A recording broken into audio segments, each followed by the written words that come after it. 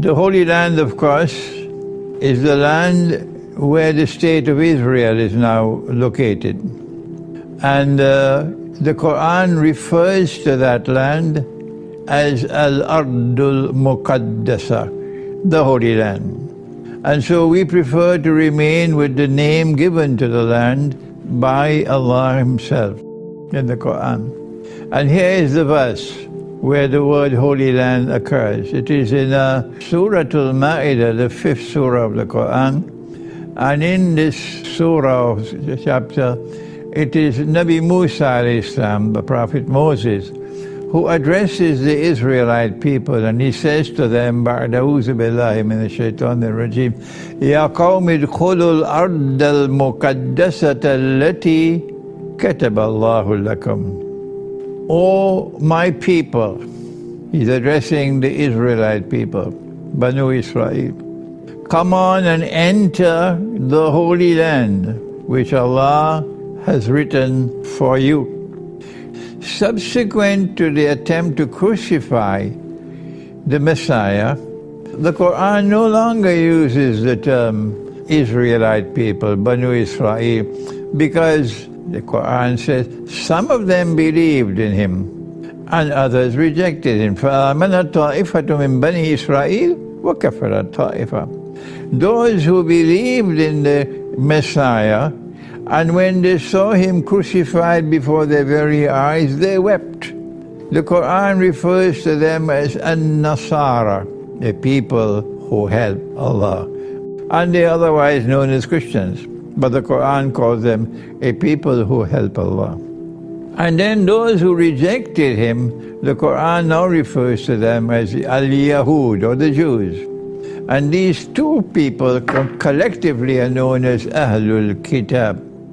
And so Moses is addressing his people, the Israelite people, and saying to them that Allah Most High has given this land, this holy land, to you. It belongs to you.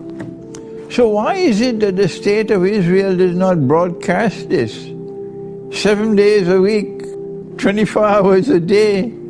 Why is it the New York Times and the Washington Post and the State Department, why don't they broadcast this verse of the Quran throughout the world? Why? What's wrong with them? Answer, they don't want that attention should ever be directed to the Book of Allah.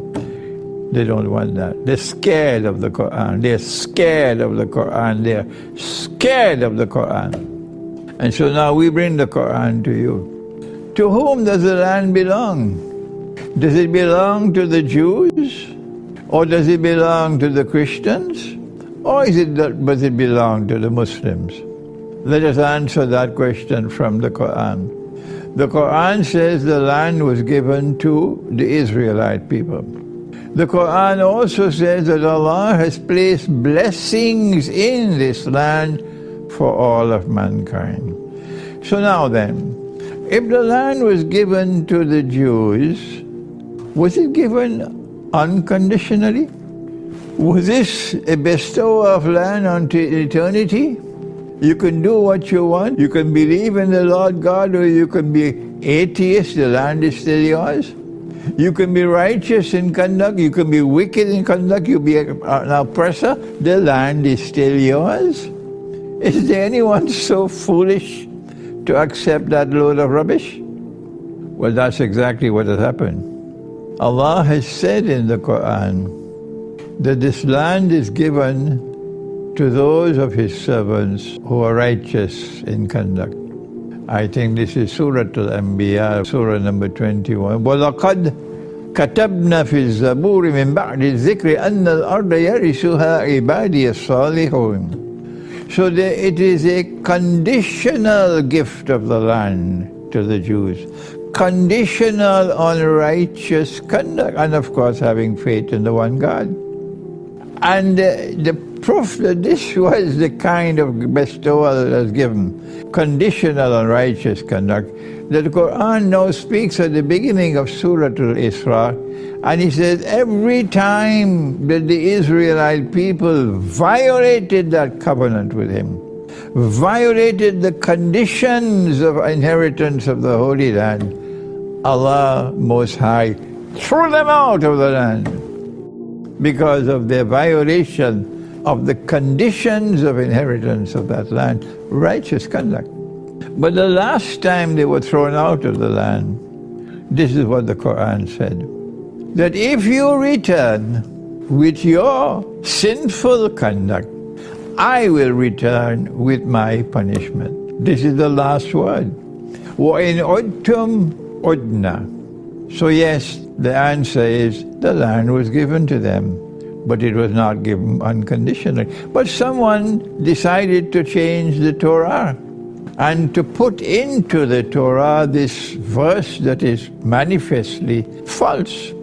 It is not because of righteousness that the Lord God has given you this good land to inherit it. For you are a stiff-necked people, meaning whether you are righteous or sinful, the land is still yours. That is what the Torah now says, and that is false.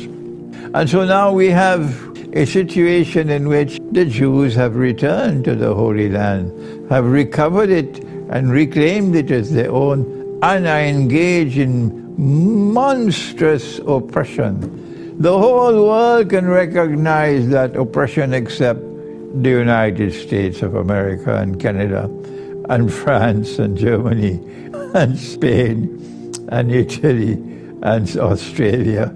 These are the people who cannot recognize the oppression. Modern Western civilization, all the rest of mankind can recognize that now they have returned to the Holy Land and they are committing monstrous oppression in the Holy Land.